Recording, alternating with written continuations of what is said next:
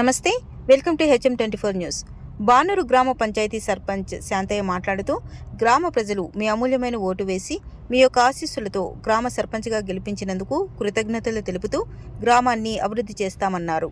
ప్రజలకు వార్డు నంబర్లను గెలిపించినందుకు, నన్ను గెలిపించినందుకు గ్రామ ప్రజలకు అందరికీ నా యొక్క ధన్యవాదములు. మరి భారీ మెజారిటీతో గెలిపించినందుకు వారికి కృతజ్ఞతలు తెలియజేసుకుంటాను. వాటర్ సమస్య ఉంది, రోడ్ల సమస్య ఉంది, స్ట్రీట్ లైట్ల సమస్య ఉంది. ముందైతే ఇవి చేస్తాం.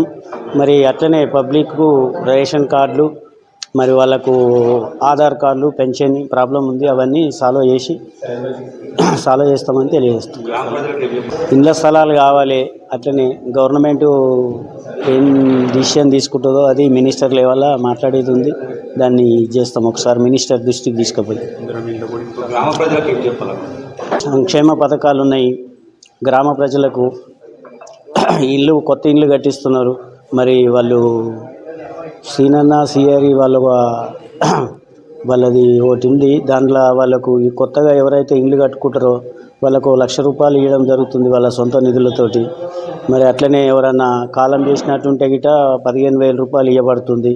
ఎవరన్నా గరీబ్ గాళ్ళు ఉంటే పుస్తమెటలు ఇప్పియబడుతుంది. చాలా పథకాలు ఉన్నాయి. ప్రజలకు అందరికీ తెలుసు. గ్రామం. నా పేరు ఈగలత.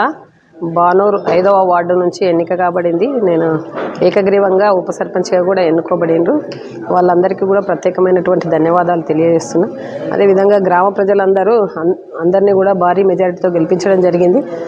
వాళ్ళందరికీ ఎప్పుడు ఎనీ టైం అందుబాటులో ఉంటూ మేము వారికి కావాల్సినటువంటి సంక్షేమ పథకాలను వాటన్నిటిని కూడా ముందుకు తీసుకెళ్లడం జరుగుతుంది. గ్రామంలో ఉన్నటువంటి సీసీ రోడ్స్ కానీ, స్ట్రీట్ లైట్స్ కానీ, తర్వాత వాటర్ ఫెసిలిటీ కానీ, వీటన్నిటిని కూడా ఎప్పటికప్పుడు పరిష్కారం చేసుకుంటామని కూడా తెలియజేస్తున్నాం.